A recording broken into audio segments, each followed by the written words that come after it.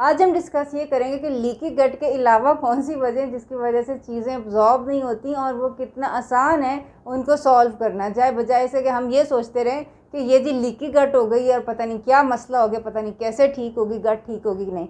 And में मैं आपको ये भी बताऊंगी कि जो लीकी गट है ना उसको ठीक करने का मुफ्त इलाज जो है ना वो क्या है। वीडियो एंड तक देखने और उन तमाम लोगों के साथ शेयर कर दें जिनको लीकी गट है या उनको लगता है कि उनको लीकी गट है।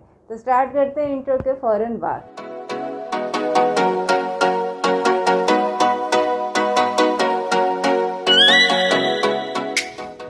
अस्सलामुअलैकुम वरहमतुल्लाहि वबरकातुहू। हीलिंग हिजामा क्लिनिक से मैं डॉक्टर असमा महमूद हूँ और आज हम डिस्कस करेंगे माल एब्जॉर्प्शन, यानी कि आप खाते हैं खाना और वो जिसको उर्दू में कहते हैं जिसमें वो लगता नहीं है, ठीक है, आपके जज्ब नहीं होता है, तो उसके क्या क्या हैं वजूहात हैं। तो सबसे पहले जो आम लोगों को पता चल चुका हुआ है इस वक्त सब लोगों की ज़ुबान पे है जी leaky gut, leaky gut, leaky gut. और ये नहीं है कि लीकी गट कोई बोगस टर्म है। गट या जो आंत होती है उसके अंदर आपके सेल्स जो होते हैं वो ऐसे होते हैं, जब उनके अंदर स्पेस ज़्यादा हो जाती है, ऐसे हो जाते हैं, तो अब इसके अंदर से जो होते हैं ना न्यूट्रिएंट्स वो लीक हो रहे होते हैं, इसको लीकी गट कहते हैं, ठीक है। अक्सर औकात जिनको सीलिएक डिजीज़ होती हैं उनको समझा जाता है कि जी उनको लीकी गट है या ग्लूटेन सेंसिटिविटी की वजह से लीकी गट है। पाकिस्तान के अंदर ग्लूटेन सेंसिटिविटी का एक ही जो है टेस्ट है वो ट्रांसमाइनेज है, और अगर वो नेगेटिव आता है तो जी कह देते हैं आपको जो सीलिएक डिजीज़ नहीं है, आप खाएं ग्लूटेन जितनी मर्ज़ी खानी है खाएं। लेकिन ऐसा नहीं है। एक तो ये कि ग्लूटेन सेंसिटिविटी का जो अच्छा टेस्ट है ना वो सिरेक्स अरे 3 है।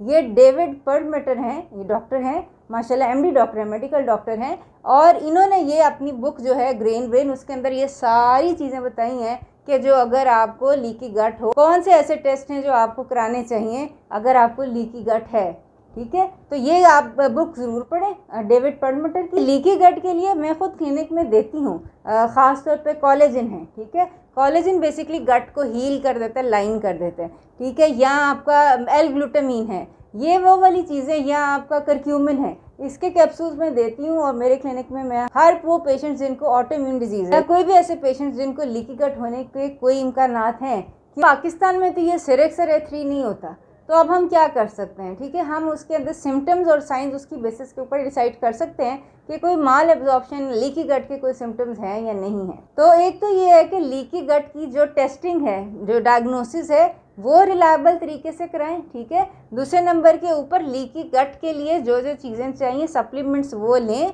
ठीक है। उसके बाद ये डिसाइड करें कि लीकी गट है या कोई और वजह है आपकी माल एब्जॉर्प्शन का। ये तमाम ऐसी मालूमात हैं जो कि आपको वक्तन फ़वक्तन कोई बताएगा तो आपको याद रहेंगी, इसीलिए हमारा चैनल सब्सक्राइब कर लें, साथ देगा बेल के आइकन के ऊपर क्लिक कर लें। मेरी पूरी कोशिश होती है कि मैं ऐसी वीडियोस बनाऊं जिसके अंदर ये जो आम मिसकंसेप्शंस हैं ना ये क्लियर हो जाए, जिसकी वजह से इतने बड़े बड़े हेल्थ इश्यूज़ क्रिएट हुए होते हैं, ठीक है। दूसरी एक बहुत बहुत इम्पॉर्टेंट वजह माल एब्जॉर्प्शन की ये है कि आपका विटामिन डी कम होता है, ठीक है। कुछ विटामिन्स कम हैं, कुछ ऐसे विटामिन्स हैं, ये अब विटामिन डी कम है, कैल्शियम की एब्जॉर्प्शन नहीं होगी, चीज़ों की एब्जॉर्प्शन नहीं हो रही, इसका ये मतलब नहीं है कि आपको लीकी गट है। आपको एक सिंपल सा मसला है जो इस वक्त पाकिस्तान की 99% आबादी को है कि विटामिन डी कम है। और विटामिन D3 बजाते खुद अगर आप सप्लीमेंट कर रहे हैं तो लोग समझते हैं जी हमने टीका पी लिया या गोली चढ़ा ली तो हमारा फ़र्ज़ पूरा हो गया, ऐसे नहीं है। विटामिन D3 की एब्जॉर्प्शन के लिए बजाते खुद विटामिन K2 का होना ज़रूरी है, फैट के साथ उसका लेना ज़रूरी है। ये तमाम लवाजमात पूरे करेंगे तो विटामिन D3 एब्जॉर्ब होगा।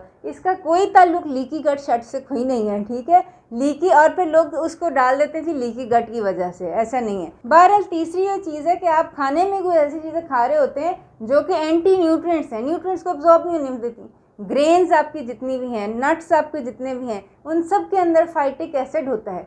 फाइटिक एसिड वो चीज़ है जो कि आप जितनी मर्जी न्यूट्रिशन ले लें, जब उसको वो बाइंड कर जाएगी तो वो एब्जॉर्ब ही नहीं होगा, ठीक है। फाइटिक एसिड को रिड्यूस करने का एक तरीका ये है कि आप उसको सोक कर लें, भगो दें। दालें चने वगैरह जो हैं या नट्स हैं आपके बादाम वगैरह, ये भगो के यूज़ करें, बगैर भगोए ना यूज़ करें, कम से कम फाइटिक एसिड कंटेंट कम हो जाता है, ख़त्म नहीं होता, ठीक है। दूसरे नंबर के ऊपर इन ग्रेन्स के साथ अब जैसे गंदम तो हर कोई यूज़ कर रहा होता है, और फिर कहते हैं जी मैं आयरन की कमी, फलां चीज़ की कमी।